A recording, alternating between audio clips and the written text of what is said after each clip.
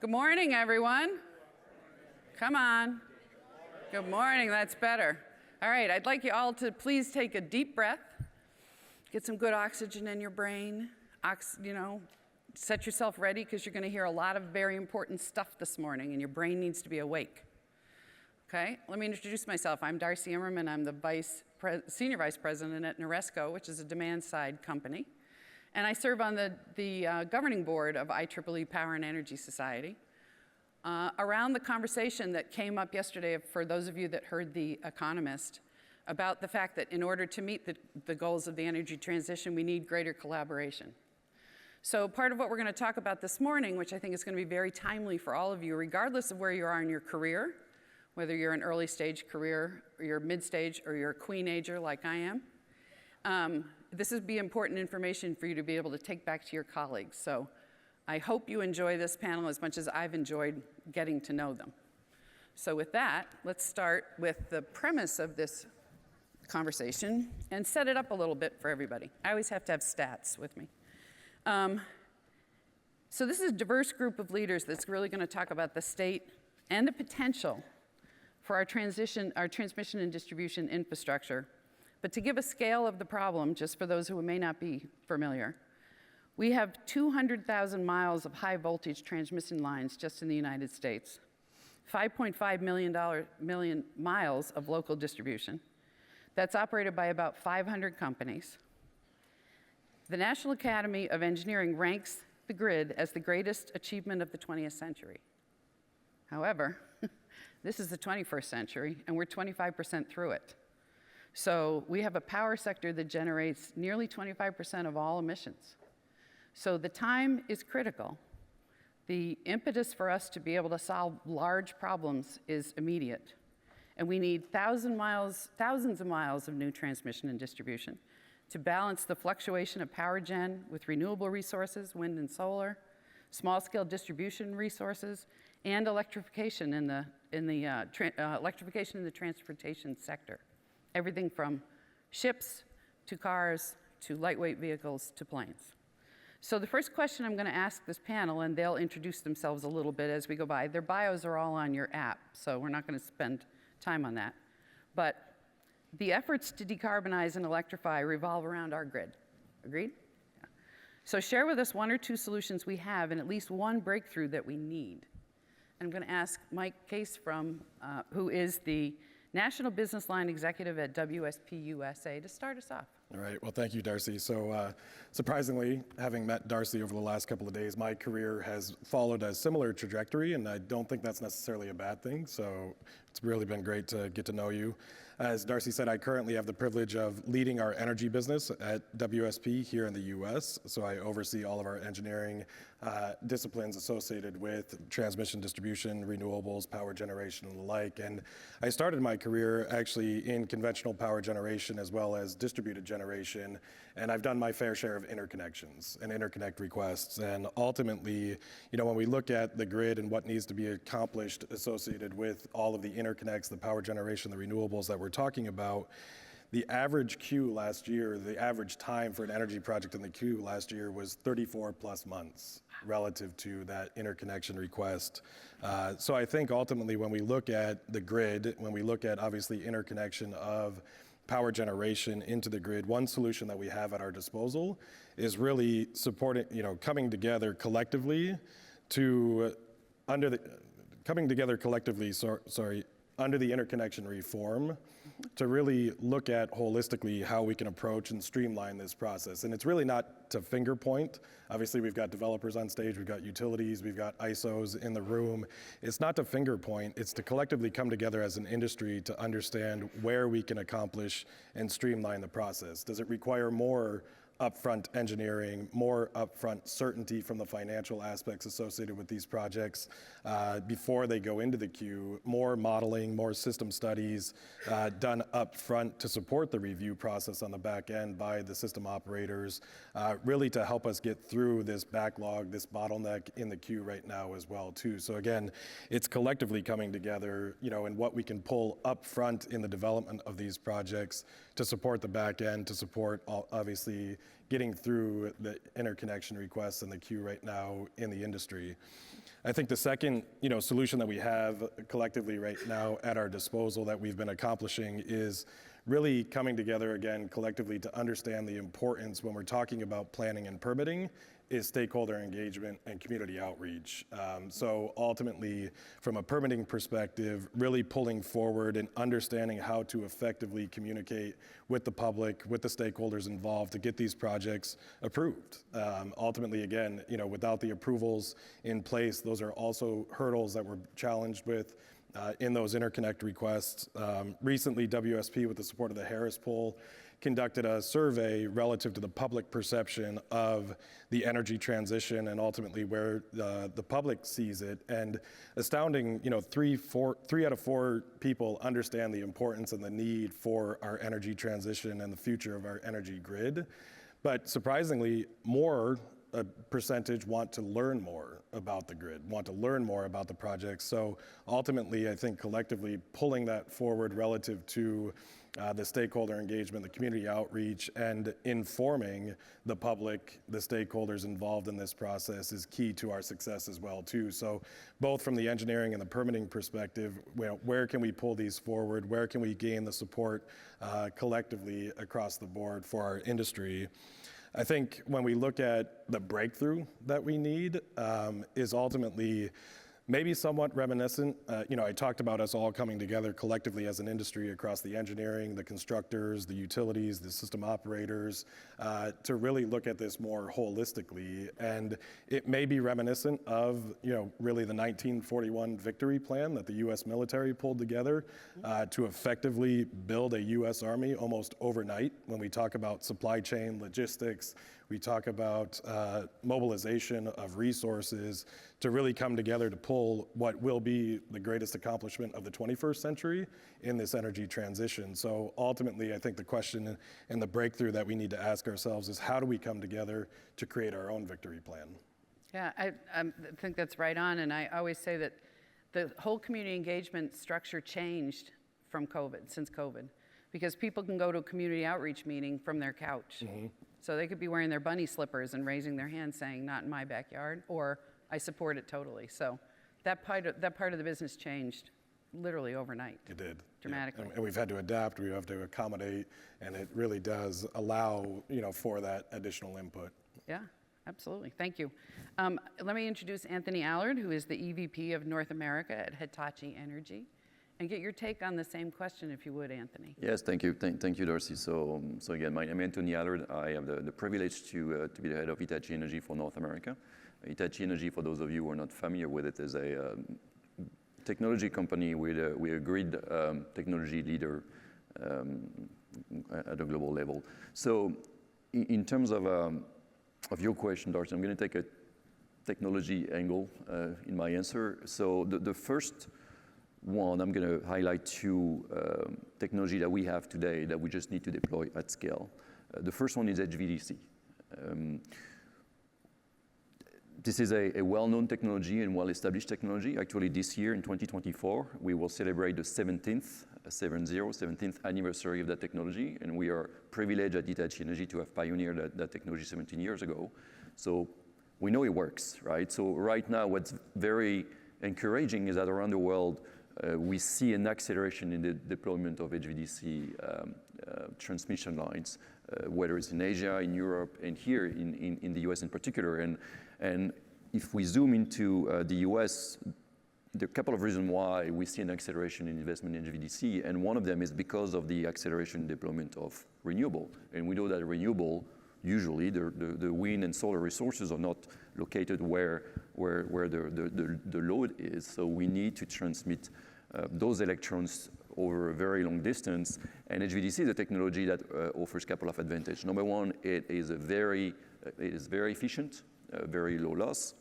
Second one, it allows to connect regions that are not synchronized. Mm-hmm. And then the last one, it sometimes is overlooked. It offers a very high level of flexibility in terms of how you can deploy those lines. You can deploy the cable underwater. As we speak right now with our partners, we are building the Champlain Hudson Power Express HVDC line where we are bringing hydropower from Quebec to New York City, and part of the cable is being pulled under the Champlain-Hudson Lake and under the Champlain Lake. Lake Champlain. Lake Champlain, and then under the Hudson River. So that's quite an advantage that this technology provides. So that's number one, HVDC.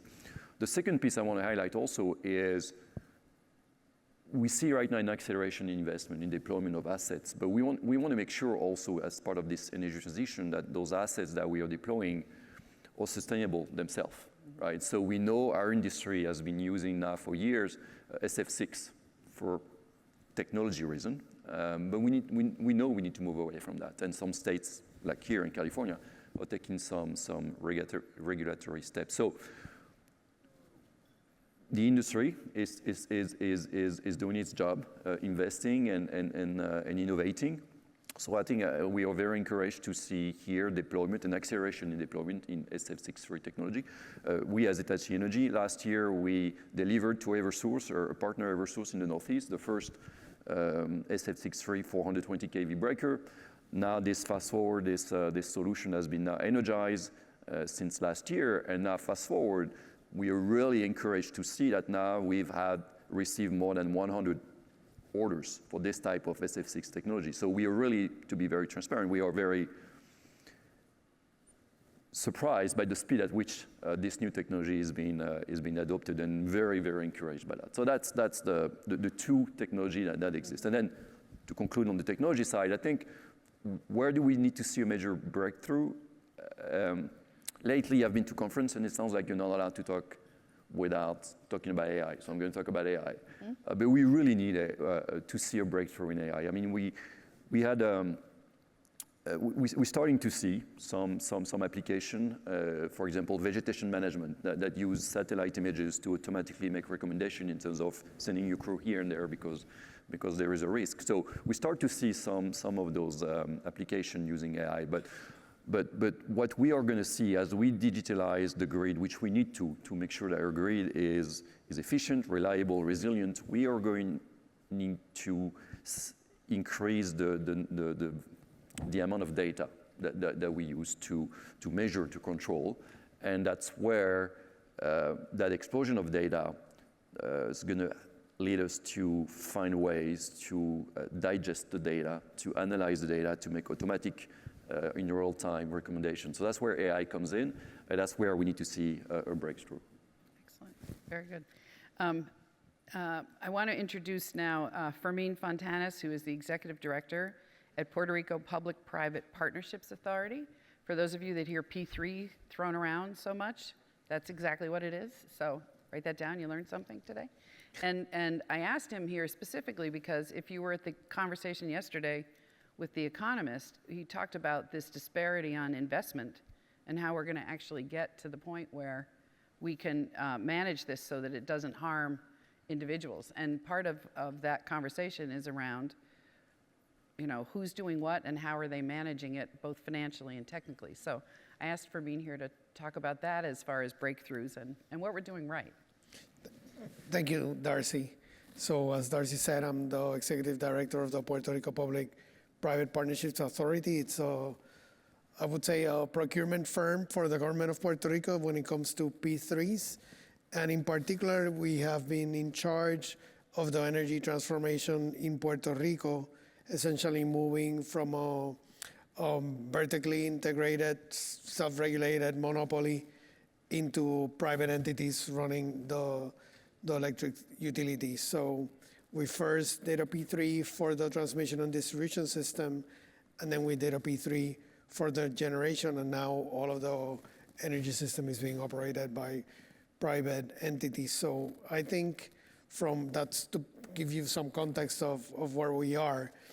And my response is really tied to that context because I believe that a P3 model is really a structure that allows for the proper investment in the grid and really considering performance and innovation as the, I would say, top priority when you compare it to a public utility or to an investor-owned utility. So in our model, the government owns the utility and they're in charge of doing all the investment, but then you get the benefit of having a private utility operator with their expertise and their innovation running the grid. So their performance, or I would say their revenues are tied to their performance and not to their investments, because the government is in charge of investment. And we have been running this model effectively since 2021. And essentially Luma Energy, which is the entity that runs the T&D, has been focused on investing in the grid and doing the improvements, because the government is really in charge of making that investment. And it allows for the utility to consider the innovations and what's better for the people and the customers without thinking of how this may impact the rates, when is the appropriate time to make the investment. It just allows for a more accelerated process. And I would say, so that formula would be my number one suggestion to consider this new strategy. And as a second point, I would add, be decisive and aggressive, because this type of formula, and obviously this is tied to the way that we're running things in Puerto Rico, you can be decisive and aggressive in the deployment of those assets, in the deployment of that new technology, because you can concentrate on what's going to be best for the system. We have been talking about the need for the improvements on the grid for a while, but it's time to start executing and moving it along. And the P3 model allows you to execute in a way that the regular investment model or the regular public utility does not allow you, because you have the expertise and the initiatives. So that would be mine. I think that model is really closely watched by a lot of other organizations because of the resilience factor in Puerto Rico that becomes so important. Yes. Based on the devastating hurricanes. And so that P3 model that's being implemented there is really being looked at all around the world. And I think it's fair to say that that's the ultimate community engagement. No, definitely. And I think it really came as a reaction to the hurricanes and what we had suffered. So it was a way for us to change the paradigm and think, okay, what are we going to do so that this doesn't happen again? And we started looking at the P3 model as a solution, and really had the political will and the decision to go after it, and went through it. And I think it's working, and hopefully, it continues to be a success. Awesome. So when we talk about changing the paradigm, I can introduce my next speaker. Lawrence Wilk is the EVP of LS Power Development, and you can explain a little bit more about what your model is first. Sure. So just by way of introduction, I've been with LS Power for 28 years, and LS Power is an independent power company. We're an investor, so we look to take capital, put it to use in investments in the energy space. When I started with LS Power 28 years ago, we were just an independent power producer, a generator. And being a competitive generator, we found that a very small cost difference could be the difference between being profitable and losing money. Just 5-10% was the profit margin. If you were natural gas costs were higher than your competitors, if you had air cooled instead of water cooled, your engineering, procurement, construction costs, very low differences in the cost structure between different competitive generators. And then about 2005, we started to apply our experience in that competitive generation to transmission. So I'd like to talk about two solutions we do have, two transmission development processes that were very successful. And the first is the Texas CREZ. It's hard to believe it was 20 years ago. I've had several people in interviews or elsewhere tell me, oh yeah, I did a college paper on the Texas CREZ. But it started in 2005. It was about 10 years from start to finish. It was driven by legislation looking to get Texas to achieve a renewable goal of 10,000 megawatts. And it was wind and solar, but known to be mostly wind. It was for the economic development. The wind generators were pushing it, but also ranchers saw the wind as beneficial. giving them more revenue from the wind generation and allow them also to continue to ranch. They first about 5 years or so, or first several years, were the rulemakings implementing the CREZ process and also the planning. So ERCOT did plans looking at different levels of wind integration, 10,000, 15,000, 18,000, 21,000. They looked at 345, 765, some DC elements. In about 2008, the PUC selected a plan to integrate 18,000 megawatts of wind generation. And then, importantly for us, it was a competitive process. So we participated in the competition for the selection of the transmission companies to build out the program. The commission really struggled with that cost difference because there weren't fixed cost bids. They asked for information on the difference in cost, and they didn't really get any evidence they felt they could rely on. And they picked a combination of incumbents and a few new entrants to build out the program in 2009.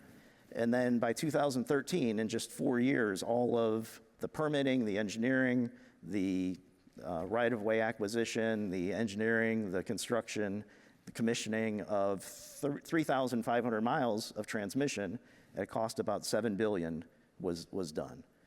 So that was a success story, an example of a significant amount of transmission built in a short amount of time. And today, ERCOT has 38,000 megawatts of wind and 20,000 megawatts of solar, largely integrated through the CREZ. And notably, the cost ended up being very different. Most of it was double circuit 345, and LS Power's cost per mile was about 1.8 million, and the highest cost, LCRA, was about double our cost. So there was an even wider cost differential in transmission than there proved to be in generation. Another example of a successful transmission planning process was the New York AC transmission process. It was a little bit more than 10 years, start to finish. It kicked off in 2012. And again, it was a governor initiative. The governor of New York kicked off the energy highway process. It had lots of different facets. One of the facets was identification of the need of incremental transmission for renewables and also for congestion relief. They had an RFI, they had an RFP, they had several processes seeking transmission proposals from developers. There was a lot of public outcry, especially in the Hudson Valley. There were people showing up in person at meetings, there were yard signs, no monster power lines, a lot of pushback, and ultimately the commission refined the need to being more specifically 300 megawatts of incremental capacity on the Central East interface and 900 megawatts of incremental capacity on the Up and East Eney interface. And that all proposals needed to be within existing rights-of-way. So either a highway right-of-way or an existing utility right-of-way. And again, importantly for LS Power, they wanted to continue to be competitive. And they recognized that for it to be competitive, the utilities, they made a finding that the utilities owned the rights-of-way for the public benefit, and that the utilities had to make the rights-of-way available to all bidders on an equal basis. So the competitive process, the final one was held, and in 2019, the NYISO selected LS Power together with NYPA in sort of a public-power-private partnership for an upgrade to the Central East interface. And we had 875 megawatts of incremental capacity, so again, more than the initial need was identified. They picked New York Transco, which was a consortium of all the incumbent utilities.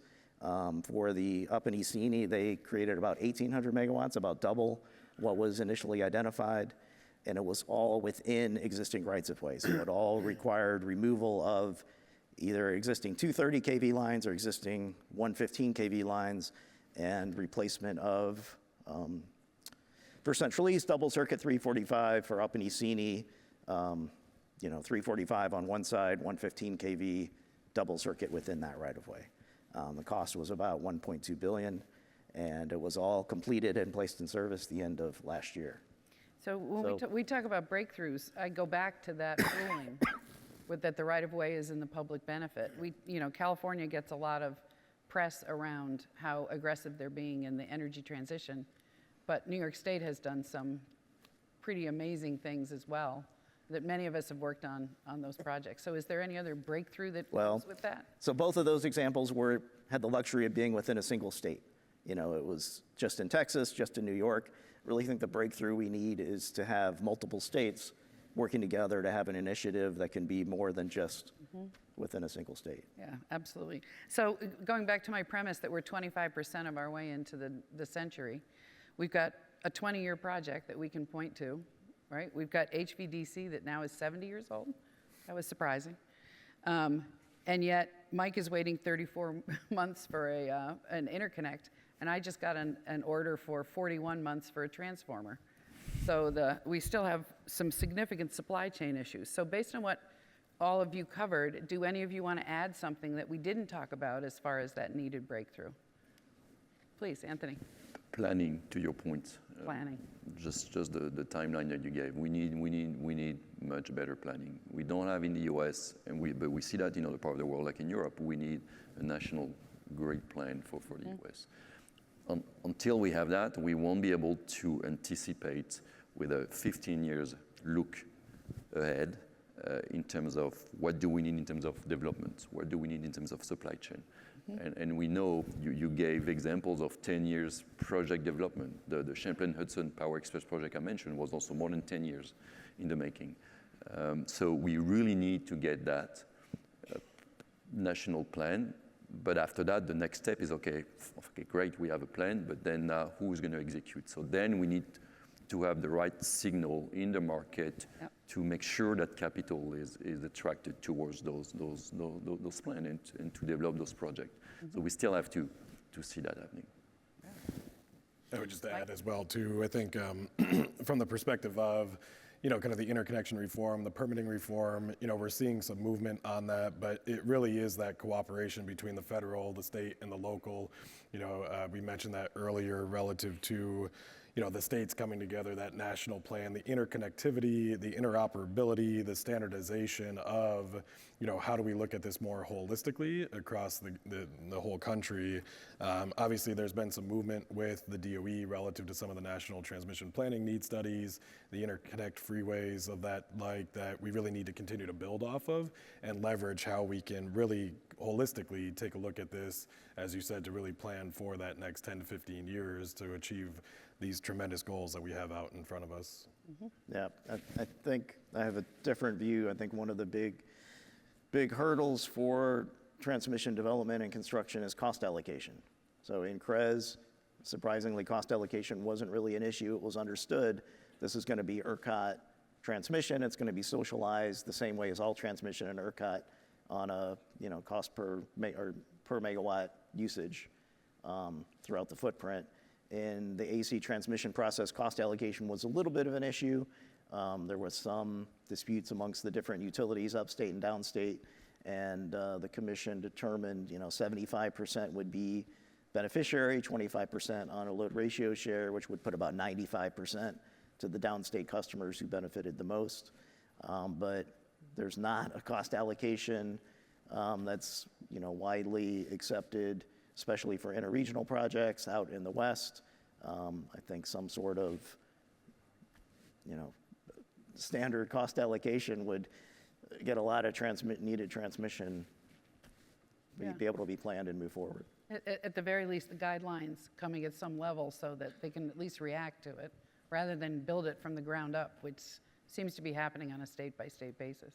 Yeah, absolutely. So those of you who were here yesterday heard that excuse me, we did a survey here at IEEE PES that was in a recent post on Politico on Earth Day. There was an op-ed that our president, Dr. Barama, wrote, which you should all look at, but don't Google it now because I can see you all. Don't start looking at your phone. That essentially said that the public trusts engineers more than any other group to develop climate change solutions. And that the respondents recognize the engineering importance of environmental protection, developing sustainable energy sources, encouraging energy efficiency, my world, constructing green buildings, monitoring environmental concerns, and building a more client-resilient grid. Now, the interesting thing about that was how high the respondents were. The other thing that was crazy for those of us that have done surveys like this before, at the end, they asked the respondents, 2,000 respondents, would you like to learn more about this? And usually the answer is, no, thanks, bye. They can't hang up fast enough. And this overwhelmingly said yes. So not only do we have sort of the hearts and minds of the folks who recognize how important the energy transition is, they have confidence in us. So how do we turn this confidence to action, right? How are we going to, from your perspective, apply this information to the operation, but not only current grids, but the design and implementation of the next generation for the sustainable energy that they're going to support? And I'll start on this end this time. Lawrence. Sure. Well, I think that's a great question. I don't think there's an easy answer. I mean, at LS Power, we do a lot of recruiting, direct from college. I think we need really expansive recruitment efforts to bring in, more skilled workforce, at the engineering level and really throughout the industry. The amount of work is just going to be increasing. I know, DC, one of the big constraints on expansion of DC is just getting the engineers because each DC system is custom designed. So I think, throughout the industry, an effort to attract and retain a workforce will be a big undertaking. Yeah. For me? I would say we need to start from scratch from the beginning, from schools and doing the training, but we also need to diversify because obviously, we need project managers, we need the skilled workers, we need like an entire workforce to do this transition. So it's a strong educational campaign and giving the skill sets to the people. And I think also diversifying for where your pool of people are coming from, because there's an innovation going all over the place, and we need to get it together so that there is a right path going forward, that everybody's aligned. So 2 points. First, great to hear that, because we need many, many more engineers. You mentioned that piece, and it is one of the bottleneck. So it's great to hear that. So hopefully we'll see more and more application in engineering schools in the US and around the world. But I would add to that another piece, which also we need more of, are factory workers. And that is also a bottleneck, right? You mentioned transformers lead time. Yes, we all know that this is not where we want to be. But here, factory workforce is one of the bottleneck. And I think we need to do as an industry to do a better job also of explaining that the manufacturing jobs of today are not the manufacturing job of 50 years ago. Now, when you work on a factory floor, we see that. I see Steve here as the head of Transformer for North America. When we go in Steve's plant, I mean, those are now becoming very digital factory floor, and the workers use digital technology. So we need, as an industry, also to make sure that it is known also that the manufacturing job are also very exciting and very high tech. And hopefully the next survey will hear that also there is a, there's the profile and those type of job also are becoming very, very attractive. Can Steve get me a transformer? I don't know. You need to talk to Steve at the Steve, end. you can get me a transformer? Okay, we'll talk. Okay. And Michael, what would you? Yeah, no, so I had not heard that stat before relative to that public trust in engineers to really kind of move the needle and, have the confidence in us. So as an engineer, truly honored that we have that public's trust, but now it's, incumbent upon us to act, right? Really, how do we convert that confidence into action? How do we ultimately look at, this climate, issue that we have in front of us and really kind of move the needle from that? And I think if we think about where the grid is today, the grid of the future is not a one-size-fits-all, and ultimately I think that's where we need to leverage every tool that we have in our tool chest. Darcy, you're working on the demand side, management side, a huge aspect relative to energy efficiency. When we look at the loads that are coming onto the grid now, whether it be AI, advanced manufacturing, electrification. It's a tremendous endeavor in front of us, and that's really where we have to use every tool in the tool chest that we have. Obviously, long-haul transmission to untap the renewable power, it needs to be built. We talked about that earlier relative to just the reform and how we ultimately can construct long-haul transmission lines like Champlain Hudson and other projects of that nature, really to untap the renewable energy sources. But it's also at the distribution scale. It's looking at the distributed energy, the DG scale. We look at vehicle to grid. We look at behind the meter solar, and how do we ultimately look at the distribution level. You talked about the miles and miles of distribution.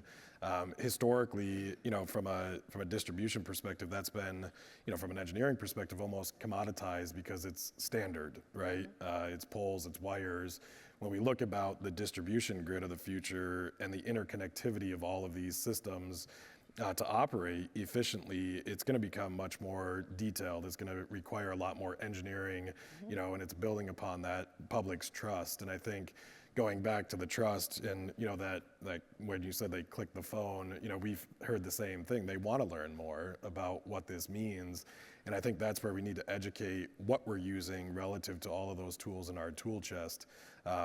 We think about ultimately long-term storage, renewable energy, and ultimately, how do we overcome the challenges associated with that? We need to look at long-term energy storage, whether that be hydrogen, whether that be battery, and how can we leverage that? So again, the grid of the future is not a one-size-fits-all, and it really is going to take all of us to leverage every tool that we have in our tool chest to commit and convert that confidence into action. Yeah, I think I was just sitting here thinking that 4 of us, because the company I work for is owned by Carrier Corporation. So 4 out of 5 of us represent very large corporations, global corporations.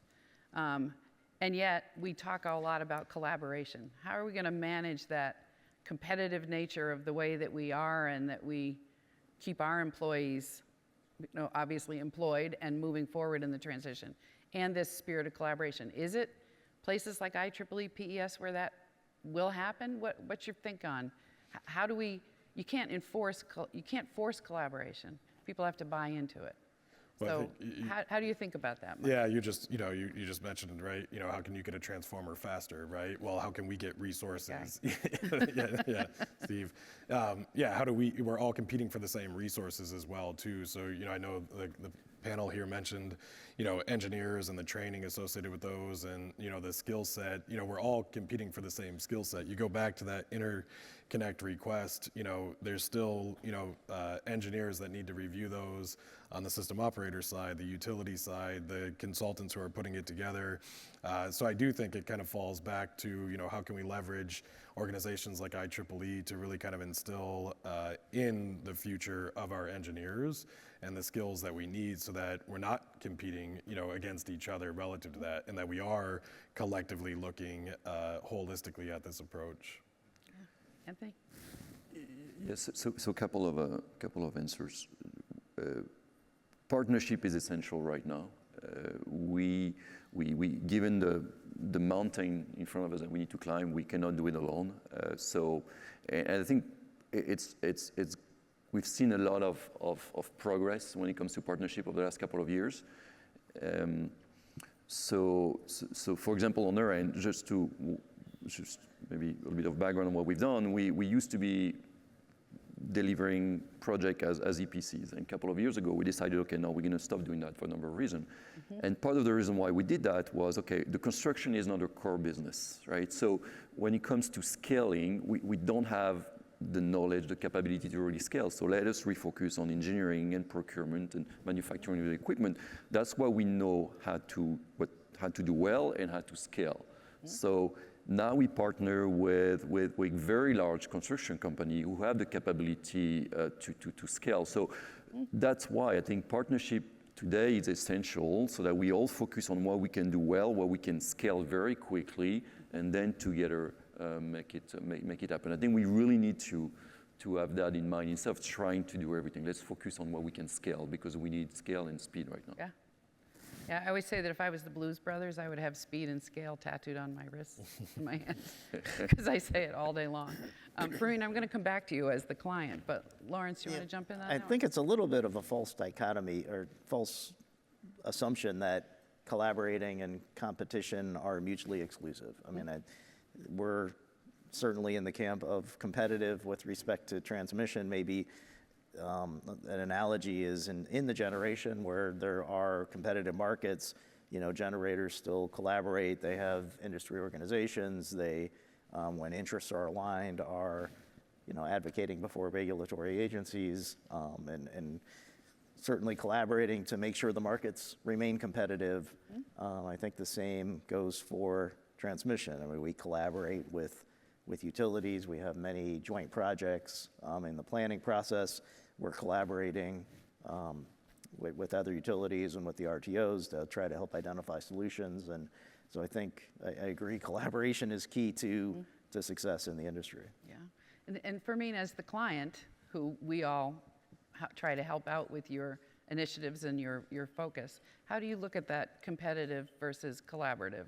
Well, I think in our model, really, it's more a collaboration constantly because we share the same goal, which is to improve the performance, even if it's the private generator, if it's the operator of the T&D, we all share that common goal of a better performance. So we collaborate substantially because we all gain from that collaboration. So it works perfectly from our point of view and from the customer's point of view as well. And I think it's definitely key to the success of our model is that we're able to collaborate. And really, there's no competition between the players because they share the same goal, because they all benefit from accomplishing or you know, the improvements, the deployments and everything. So it's a partnership. So Yeah. That's actually another 21st century I should have mentioned. That performance contracting model has been around for 35 years. yeah. So again, we have a lot of these parts. I'm Yes. sorry, Anthony, did you want to? Yeah, no, I just wanted to add something a little bit along those lines of partnership also. I think there is also something else to the topic of speed and scale that we need to adopt in the US that we don't see yet, but we see in Europe, for example, is in the US we still see, and I'll come back to transmission line and HVDC, we still see development and partnership on a project-by-project basis. Right. This is a historical model. But when we talk about speed and scale, we need to talk about program, right? So I'll give you an example. In Europe, TenneT, a big German-Dutch utility, needed to find a way to source 30 gigawatts of transmission capacity for its need for the years to come. So what they did, they brought together the three big HVDC technology provider and say, you, Hitachi Energy, you're going to do 12 gigawatts. You're going to do this and you're going to do that, right? So now, we as a company have 6 HVDC projects that we've agreed that we have to deliver over a number of years. The result of that is that, you know, one might say, well, but then you create, you know, from a competitive standpoint, you're not as competitive anymore. No, that's wrong, because now what you allow is that you will use a standard design that will allow you to optimize the cost as you go from project 1, project 2 to project 3. So you will optimize your cost and you will solve the problem of affordability. That is a big issue right now with energy transition. Number 1. Number 2, you will decrease the risk because it's a repeat. Number 3, you will optimize and maximize the speed because you get better as you go. So we don't see that in the US until a month ago.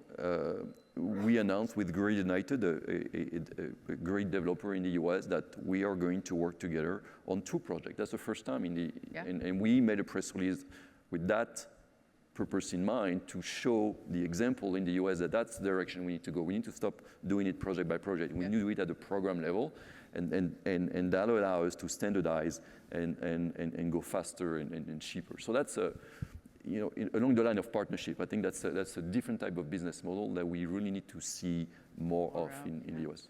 I think, you know, the German example that you give is the ultimate necessity is the mother of invention, right? When somebody says, no more gas, you're going to come up with solutions very quickly. So it was a while since I made you all take a breath. So let's get the audience back to engaged. If you have a degree in engineering, please raise your hand. Okay, you guys too. Okay. If you don't have a degree in engineering, please raise your hand. Okay. If you have a degree in engineering and some other degree that is not an engineering degree, raise your hand. Okay? Okay. So hopefully what you've seen is that the collaboration within an organization like this is a natural outcome of trying to solve large problems. Solutions never get solved by a group. I always say it's not going to be like the two guys in their garage anymore, because collaboration is happening on an academic level, it's happening on a business level that you've heard the case for. So within this audience, we have a number of what I would think of as early career students, early in their career, mid-career folks, right? So my role on the governing board is to really recognize that we have to not just collaborate across disciplines, which you all just raised your hands to, but also organizations, so that there are other people that are trying to solve the energy transition that we as a society can work together and collaborate. So we know we need a very robust workforce to do this. And the point about manufacturing, Anthony, was absolutely dead on, because it is a very different world. It's a different place. More people graduate from a community college in the United States than a four-year college. So we have a workforce that we haven't really necessarily figured out where their spot is in our world. But for the people that are here today, that are looking to us for advice, and I'm going to start, Fermín, this time with you. Sure. What's the best advice you can give these folks on, how to be engaged, where the workforce is going? Just tell us what your thoughts are. I would say ask the questions, like ask from your mentors, look at mentors and ask the questions not only about the job performance and what you're doing, but about their career trajectory, how they got there, because I think you learn a lot from what other people have gone through, and it keeps you focused on, this is not the end. I don't need to look at the next steps in a regular career path, because things are just going to happen and flow, but you need to ask the questions and stay engaged. Mm-hmm. Yeah. Anthony, you want to take that one? Yeah, I'll give two advice. Number one, join Hitachi Energy. That's self-served. On top of that, I would just say jump in. We need so much help in this industry. We are really all trying to build a more sustainable energy future, and there is so much work. So jump in. Frankly, I joined the grid industry a number of years ago, but it was not the most exciting place to be, but now it is. It is really, really, really exciting. So just jumping, pick a first job, and you'll see there's no limit in terms of opportunity. You're going to be able to shift from EV charging infrastructure to HVDC to transformers to engineering. There's so much to do. So just jump in and join the fun. Yeah, good. Michael? Yeah, I would say take advantage of the networks and the relationships that you can build. Ultimately, you're going to have a long career in front of you, and those relationships that you build now will ultimately come back at some point in your career. And a great example, I'm going to give a shout out to my Northern New York roots relative to working at General Motors and doing a co-op internship there. My supervisor, when that plant shut down, went to work for NYPA, obviously now a client of ours as well too. So those relationships that you build early in your career are ultimately something that you need to cherish and leverage as you grow your career on your own, because ultimately you're going to cross paths in this industry throughout your lengthy career. And ultimately, as you said, being in the energy space right now is obviously a fantastic time to make these relationships and build upon them. Yeah, that's true. Lawrence? Batteries.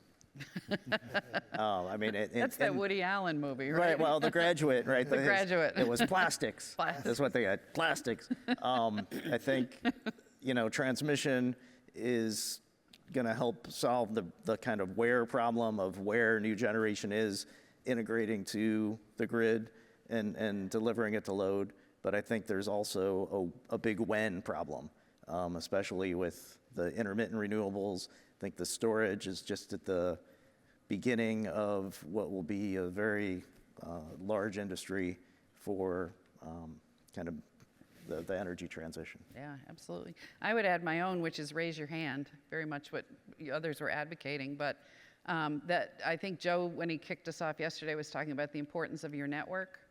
And I've found that to be probably the most important thing in my career, not only for my career, but for my personal satisfaction. The folks that I volunteer with at IEEE PES are my friends now.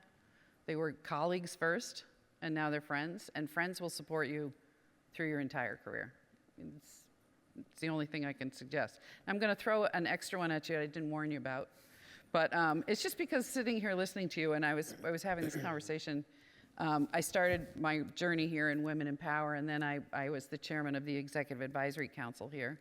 And one of the things that I'm always interested in is what was some of your career, some of your knowledge that you left behind?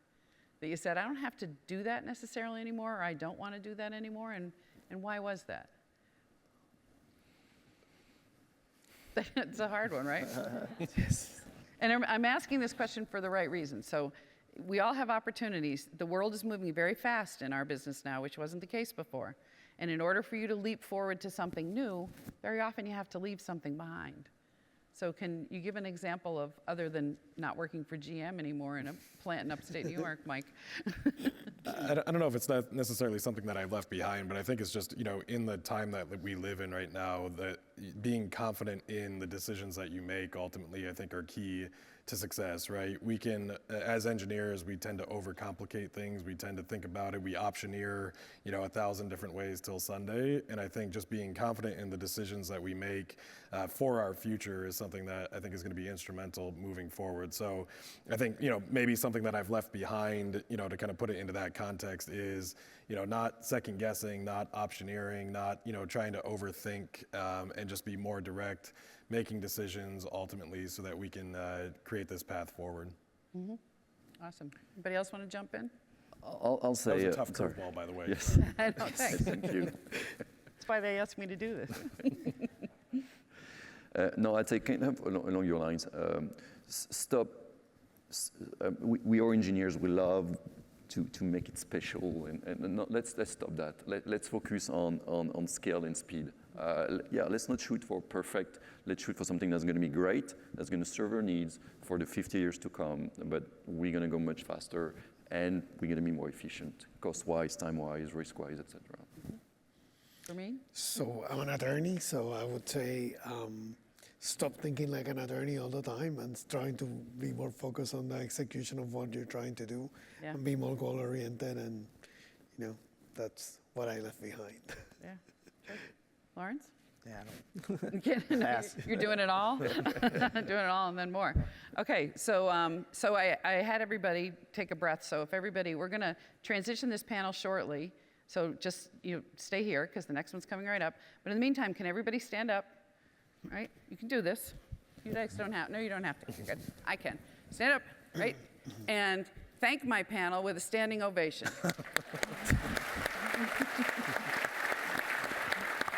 Okay. Thank you all. So sit tight. As I said, we're just going to transition the people, and we're off to the second session, super session.